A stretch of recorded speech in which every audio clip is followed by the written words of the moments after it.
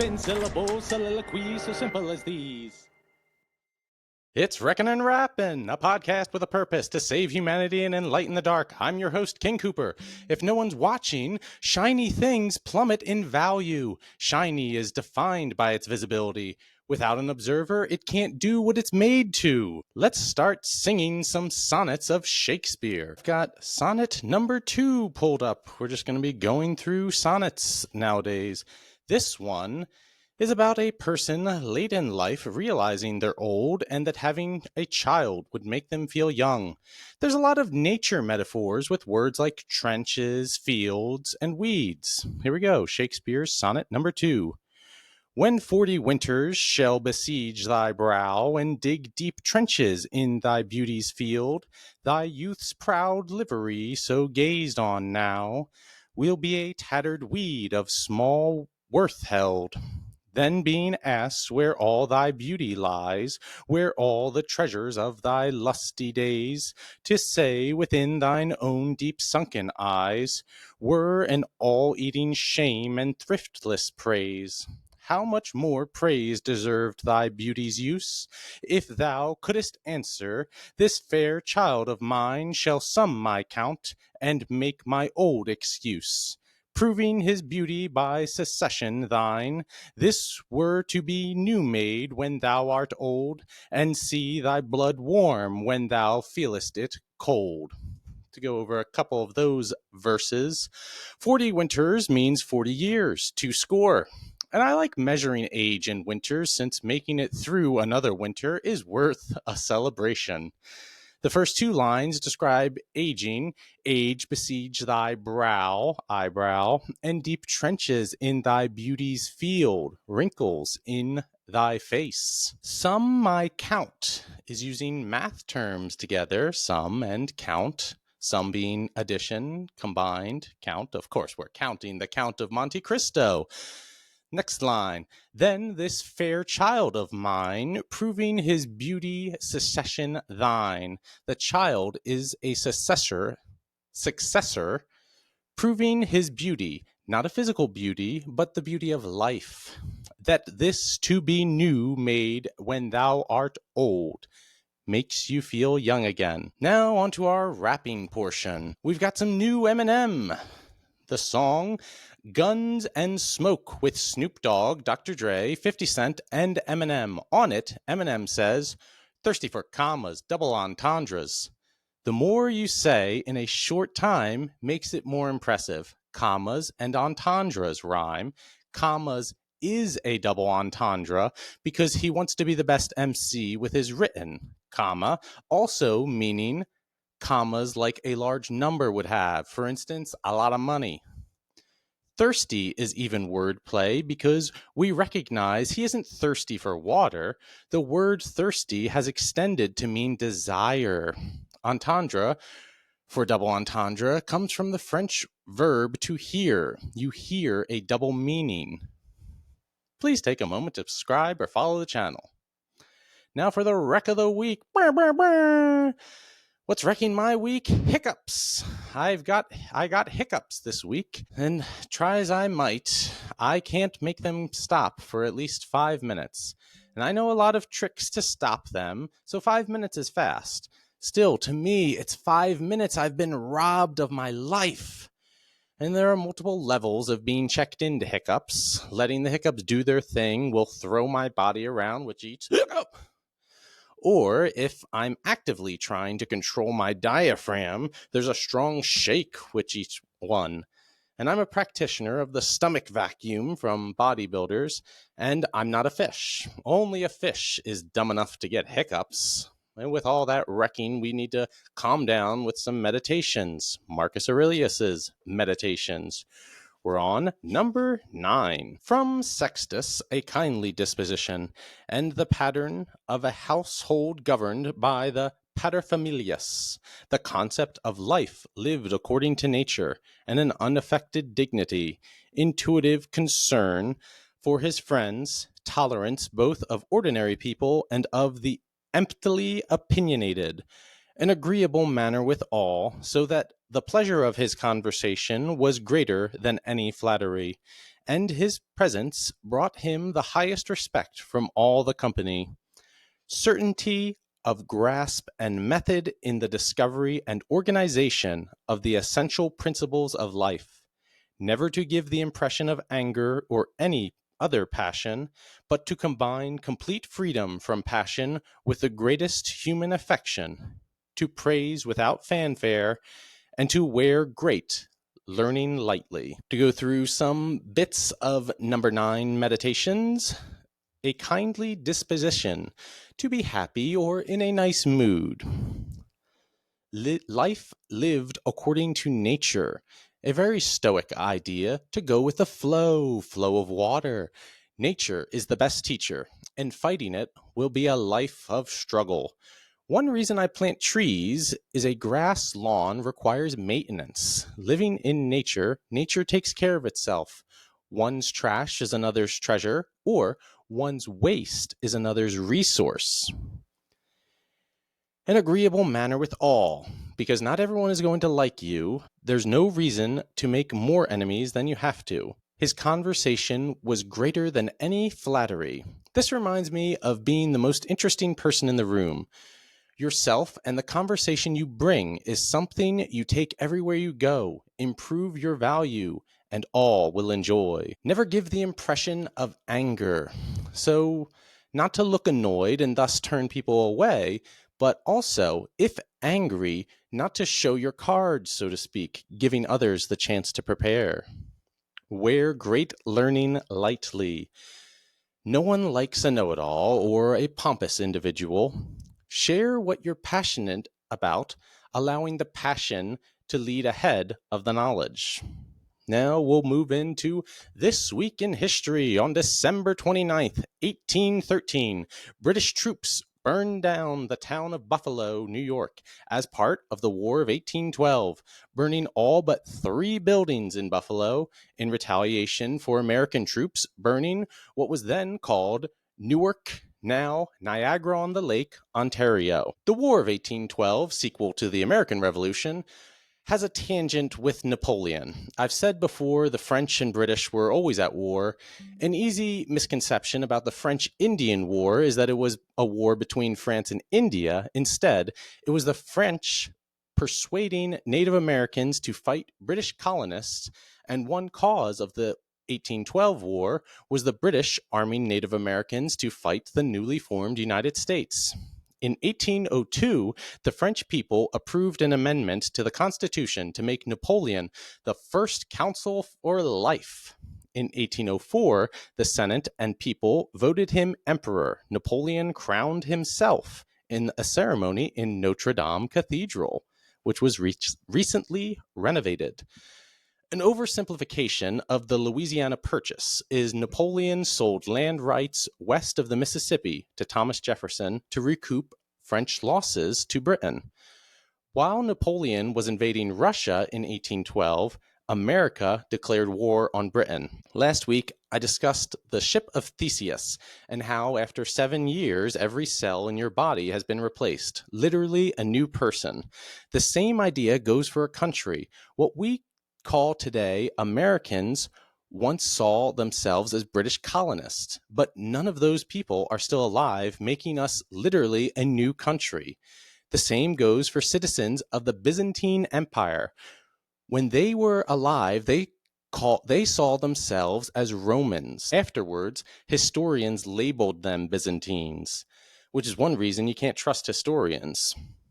We can't judge the past based on the present any more than we can judge the present based on the future. Zimmy Zam Boomafoo! If you're enjoying the show, please leave a comment. I'd love for you to join in the conversation. Now we'll be moving on to our Bible. For the Bible, it made sense to go through the book of Psalms. Coming from the Greek word for song is psalm, wrecking or rapping. You decide. So we'll start at the beginning. Psalm number 1. Here we go. Blessed is the man that walketh not in the counsel of the ungodly, nor standeth in the way of sinners, nor sitteth in the seat of the scornful, but his delight is in the law of the Lord. And in his law doth he meditate day and night. And he shall be like a tree planted by the rivers of water, that bringeth forth his fruit in his season. His leaf also shall not wither, and whatsoever he doeth shall prosper. The ungodly are not so, but are like the chaff which the wind driveth away. Therefore the ungodly shall not stand in the judgment, nor sinners in the congregation of the righteous. For the Lord knoweth the way of the righteous, but the way of the ungodly shall perish. This is the word of the Lord. We'll go through some verses from verse 1. Blessed is the man that walketh not in the counsel of the ungodly, nor standeth in the way of sinners, nor sitteth in the seat of the scornful. Don't surround yourself with ungodly people. Don't worry about others, and don't judge. Verse 3, and he shall be like a tree planted by the river of waters, that bringeth forth his fruit in his season. As Jesus said, you will know them by their fruit. A good tree can only bear good fruit. See all these lessons we're learning from nature, the best teacher? Verse 4, the ungodly are not so, but are like the chaff which the wind driveth away. Separate the wheat from the chaff, the edible from the unedible. Your Father in heaven knows the righteous, and the ungodly shall perish. Now we'll be moving on to our philosophy book, 50 philosophy ideas you really need to know. We're up to number 11, other minds. The concept that you are aware of other minds, but you can never step foot in another's mind. Zombies in philosophy are more akin to wives and Stepford wives than to the brain-munching ghouls of Night of Living Dead. Philosophical zombies are mindless automatons. The comparison to Stepford wives is that they mirror each other without individual thought. I know that I have a mind, an inner life of conscious experience, but the content of your mind is private and hidden from me. Similar to this is the Truman Show, a belief that everyone is an actor supporting me. This sort of thinking leads itself to narcissists, that I was born special, I have a unique mind the world has never seen before. It may be absurd to question whether others have minds, but is there anything irrational in doing so? So when we say irrational, then I turn to truth tables, which are a way to figure out if an idea is true and valid. Truth tables make it rational to question if others have minds. An example would be A, the variable, I know I have a mind, and that equals true, I think, therefore I am. And then the variable B equals, I know that you have a mind. So that is equal to false. I don't have access to inside your body, thus can't verify the claim to be true. Along with zombies, the book discusses the idea of philosophical mutants. There is no limit on how different mutants can be. They may get pleasure from something that would cause me pain. They may see red where I see blue. The only rule is that a mutant's sensation and other mental events are different from mine. Science only disproves, meaning I can't prove you have a mind, only that yours is different than mine by having a differing opinion. We don't examine a thing and record our observations because our perspective can be wrong. Instead, the scientific process makes a hypothesis based on what we think will happen. By finding where the hypothesis is wrong, it makes an outline of what we call the truth. Not direct observations, but a general idea created by our limitations. Against the idea of philosophical zombies is an argument by analogy. I know pricking my finger will cause pain and assume the same action will cause a similar reaction in others. The usual criticism of the argument is that it involves inference or extrapolation. So extrapolating info would be us thinking of a story based on limited information. The information isn't in the story. We extrapolate it. So extrapolation from a single instance. As Wittgenstein remarked, how can I generalize that one case so irresponsibly. With this, I connect topics of evolution or any of the Earth's prehistoric past. We have one dot to reference, and people have made massive claims. Again, claims that can't be proven. It's irresponsible to be calling them truth when it's unclear what might count as relevant background information. If humanity is a singular event, how many other singular events have happened that we don't have a word for that have shaped our story without us knowing? Now I'm towards the end of my notes. I'd like to throw out some zingers at the end. The reason President-elect is a joke on liberals is they're saying, he's not going to keep a single promise. Well, that's all politics. Don't think that yours is special and that yours is the great one, unless yours is our Lord and Savior, Jesus Christ. Because other than that, you're probably getting into idolatry, and, well, we all know how that golden calf turned out. We have covered that in a previous episode. Moses does to the tents. I believe 3,000 souls were lost that day. Since we're heading into the new year, I figured I should do some pondering on New Year's. What does it mean? I mean, one episode I want to cover is about the phoenix, that as an archetype and just its messaging in history. We see it on the hat as the Roman eagle, but that also generally connects to the phoenix and this idea of rebirth, which with that I may at the same time, I don't know, it might deserve its own. The Ouroboros, I believe it's called, is the self-eating snake, maybe a symbol of infinity that could be I don't know if it's a contrast to the phoenix being rebirth, and then the self-eating snake is sort of rebirth in that it's eating itself, it's getting energy from itself. That would be a rebirth type of scenario, which could connect to our Shakespeare reading today, where the child made the person feel young again. And that is a bit of what a phoenix is, I mean, rebirth is just birth. So a simplification, or perhaps a narrative version of a simple life lesson. In the year 2025, what do I, King Cooper, hope to accomplish? Well, as the little princess gets older, I will get my life back a little bit by bit. And what will I be doing with it? That is a question. Exercise, for one. Oh, we all need to exercise in the new year, right? I personally enjoy my push-ups and pull-ups. I have the pull-up bar easily accessible to where I walk past it all the time. That's a great way to get more exercise done. I should mention that I have a bachelor's in science degree in kinesiology, exercise science, and I'm a certified personal trainer from, I don't know, the American College of Science. They like to call it the gold standard of personal trainers. So I do know a thing or two about exercise and feel educated enough to give advice. Like, if you want to do an exercise more often, an easy way to do it is put it in front of you. But that would be anything that you're trying to accomplish. Put it in a place that you're going to pass by frequently throughout the day, so that you see it and you think, I need to do that thing. I've done that with piano. It was in the middle of the room. It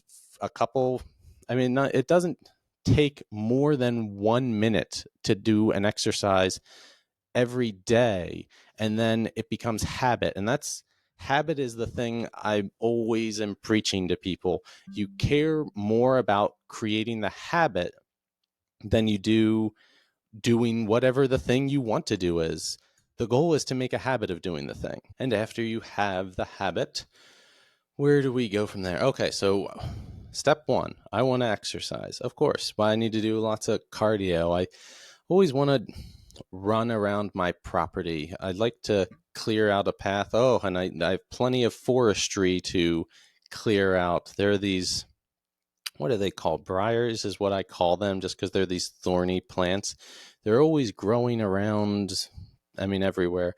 But as I've moved here, I've had to I've cut some seriously thick roots, and I almost in my head it must be, or who knows, maybe the earth is crying out to me when I cut those big roots. I hear the earth scream, or the branches at least, like a ring wraith when it passes, because I've disposed of a great evil in my world. So I have to clean up a bunch of pointy, thorny branches so that I can run around the property more. I mean, I can already start running. I mean, I don't have the time right now because of the little princess.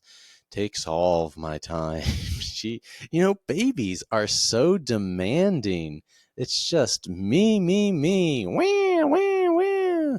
As the song goes, the baby on the bus goes wah, wah, wah. Reckoning Rappin. How would you describe that? The wheels or the babies on the bus go wah, wah, wah. That's got to be wrecking, right? I mean, they're crying. There's no rhyming. I have yet to do math. I guess I should knock that out before I'm already out of hand. It's interesting that I have 3 pages of notes. That's what I've discovered, as I need at least 3 pages of notes to cover 30 minutes. But I speak too fast. I need to slow down my words and make the minutes count. Here's the math real quick. The numbers are 1, 4, 8, and 4. So this is a fun one because we know that 3 times 8 equals 24. But where do we get 3 eighths? Well, 4 times 4 is 16, and that's equivalent to 2 eighths. So 4 times 4 is 16. 16 plus 8 is 24, times 1 is 24. Congratulations, Chris. So we were talking about the new year. Oh, yeah, I did think that. So I'm recording in the year 2024, but this episode will come out in the year 2025. So I figured I should do a countdown. 3, 2, 1. Motivation be so now we're in the year 2025. Oh, the big thing I want to do is try and get certified as a life coach, because that would bring some credibility to the crown. What would I do with that? The same thing I did with the personal trainer's certificate. It's just like, look, I know this thing. And people are so infuriating because it does. I mean, maybe that's an element of the internet. No, I think the internet just exacerbated it. Is that everyone thinks they're an expert. Everyone thinks they're the smartest person in the world. And that's probably in part due to the other mind problem that, like I said, that it lends itself to narcissist, that you think your mind is so special. So if I believe something, well, I'm no fool. If I believe it, it must be true. Hate to break it to you, as George Carlin said, like, think of the average person and then realize that 50% of all people are below that. So odds are you're around 50 or below. I mean, that's, be humble. We have to accept where we are in the world, and then turn to God, because you accept where you are, and then that God will take care of the rest. Because if you are so unfortunate to be human, because I know even if you're in the 99th percentile of all humans, is that you're not special. Sorry. I mean, you're special in that you're alive and that you're human, but you're not God. You can't do anything in terms of what God can do, that type of anything. So you have to understand the limits that you're faced with, and everyone is faced with limits. These limits come from where you were born, what time it is. Like I talked about the past, present, future. That we are born into a certain world, and that world defines who we are, who we can become. I mean, of course, you have a lot of control in who you become, but you can't escape certain circumstances. I mean, if you're, I don't know, stuck in a house that has certain types of people that want to hold you down, and like you can't, I mean, I guess you could be homeless, but that doesn't necessarily solve your problem. You just enter a new world of problems. And a good thing to always remember when you want to escape one bad situation is that when the Jewish people escaped the Pharaoh, they were lost in the desert for 40 years. And that should be, it even brings us back to the Shakespeare sonnet, 40 Winters. But that should be a lesson to keep in mind that when I leave this thing I hate, things aren't going to be better like immediately. You will be stuck in the desert for 40 years and but God took care of those people and provided manna, which is another topic that I really am interested in, especially because I know growing up, my first connection with the word manna is basically energy points in Magic the Gathering, but manna in the Bible is a food that God provided the people while they were lost in the desert. And the speculation or the rules were that you had to eat what you gathered in that day, except for on the Sabbath, because Sabbath means rest. So whatever you collected on the day before the Sabbath would still be okay to eat the next day. But on every other day, after that day passes, whatever you collected, it spoils, it completely disappears, but you can't eat it. So you work for the day, you eat for the day, except for the Sabbath where God will provide and keep the manna around. But what is manna? This is food that they collected in the morning dew. And I've seen some foamy stuff on grass in the mornings that I often like to think is manna. But at the same time, I don't like to speculate on things in the Bible. Like, I don't like to say this thing that we have in our world was the thing in the Bible. Sort of like the fruit of knowledge of good and evil, or any kind of tree in the Garden of Eden. I don't like to say, oh, it's this type of tree. It's the Bible's tree. And to be fair, when reading the Bible, there will always be truth in the real world, truth in the Bible, and a personal truth, maybe others, because, God can do anything. But I still just don't feel comfortable with that type of speculation, and I don't think it's even necessary. I think we can still learn and grow and find God's message without trying to say, this food is this, because that seems more like a scientific exploration of trying to classify things when we should just live our life. God will provide. Final thought: a person has to want change for themselves. Thank you for listening. I hope you have a nice day. Goodbye.